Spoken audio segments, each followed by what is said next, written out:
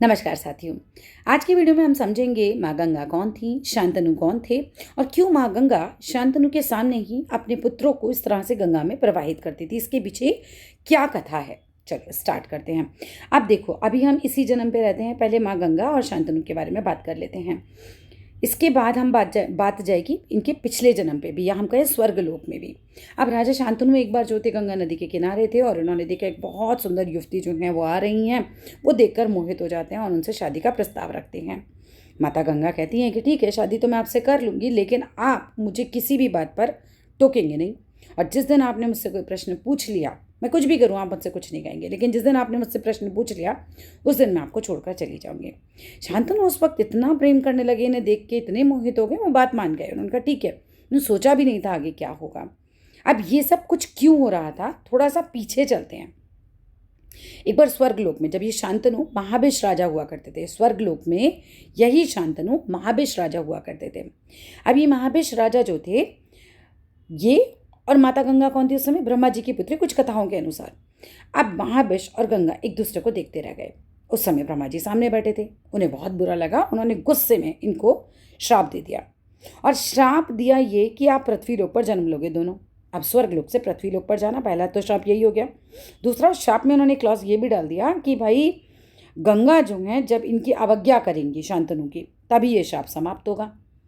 इसलिए अब गंगा जी ने इनसे ये बात कही थी कि आप मुझसे कुछ नहीं पूछेंगे तो मैं छोड़ के चली जाऊंगी। अब बात आती है 8 पुत्र जो हुए, है ना, ये इनका क्या है भाई, इनके पीछे क्या कथा है। ये 8 थे वसु। वसु का मतलब होता है, एक्चुअली वसु देवताओं के लिए ही आता है। वसु बेसिकली देवता ही हुआ करते थे, है ना, वसु देवताओं के रूप ही हैं। अब 8 वसुओं के कुछ नाम आपको बता देती हूँ मैं। ये थे धर, ध्रुव, सोम, सवित्र, अनल, अनिल, प्रत्यूष और प्रभास। अब इनके नाम जो है ना, कहीं कहीं कुछ कुछ और भी दे रखे हैं, कुछ अलग अलग ग्रंथों में अलग अलग है। पर आप मान के चलो कि अभी हमें ये समझना है कि 8 देवता थे, मतलब 8 वसु थे। अब ये 8 वसु एक बार क्या कर रहे थे, अपनी अपनी पत्नियों के साथ वशिष्ठ जी के आश्रम के पास कुछ कल्लौल कर रहे थे, कुछ खेल रहे थे, इस तरीके से घूम रहे थे।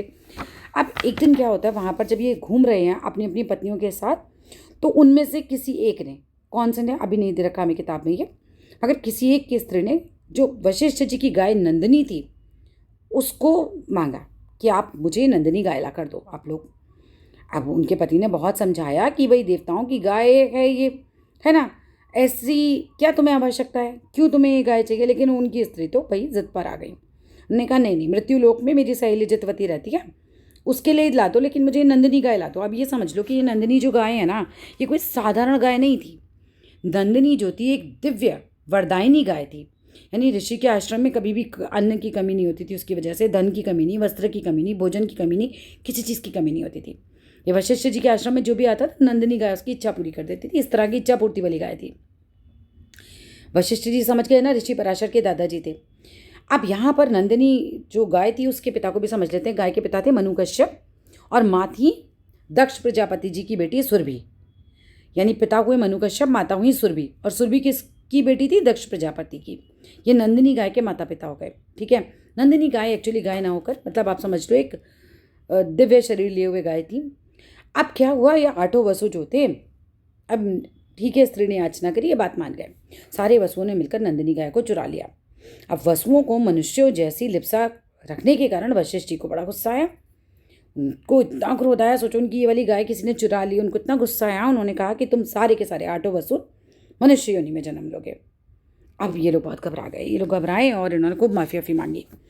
अब जब माफ़ी मांगी तो थोड़ा वशिष्ठ जी जो थे, क्योंकि वो क्षमा कर देते थे, तो उन्होंने बोला ठीक है चलो, अब पूरा श्राप तो मैं वापस नहीं ले सकता, लेकिन इसकी अवधि कुछ कम कर सकता हूँ। तो 7 वसुओं को तो उन्होंने कह दिया कि जन्म लेते ही मानव शरीर से मुक्ति पाने का वरदान दे दिया।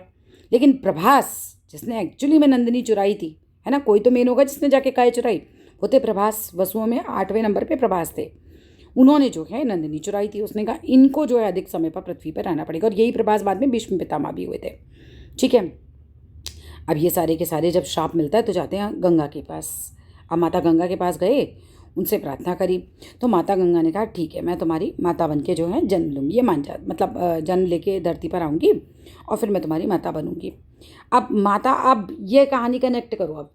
अब ये गंगा जो थी इन वसुओं की माता बन के पैदा हुई थी और इनको इसलिए गंगा में प्रवाहित करती थी क्योंकि 7 वसुओं को इन्होंने ऊपर स्वर्गलोक में ही कह दिया था कि मैं तुम्हें इस लोक से मुक्ति दिलाऊंगी।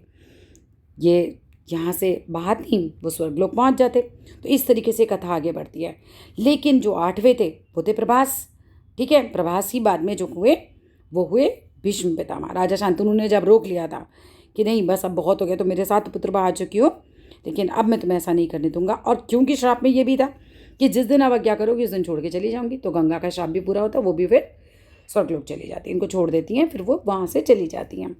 तो ये कहानी है वसुओं की कि वसुओं ने नंदिनी गाय को चुराया था, जिसके श्राप के कारण वो धरती पर आए थे। माता गंगा से प्रार्थना करी थी, माता गंगा के पुत्रों के रूप में आए। इन पुत्रों को मुक्ति दिलानी थी माता गंगा को, इसीलिए ये एक एक करके इन पुत्रों को गंगा में बहा रही थी। और प्रभास को ये श्राप मिला हुआ था कि भाई तुमको रुकना पड़ेगा धरती पर, इसीलिए भीष्म पितामह बन के वो रुके थे। बाद में उन्होंने बहुत कष्ट पाए अपने जीवन में, उनकी कथाओं को भी आगे हम करेंगे। That's all in this video. Thank you so much.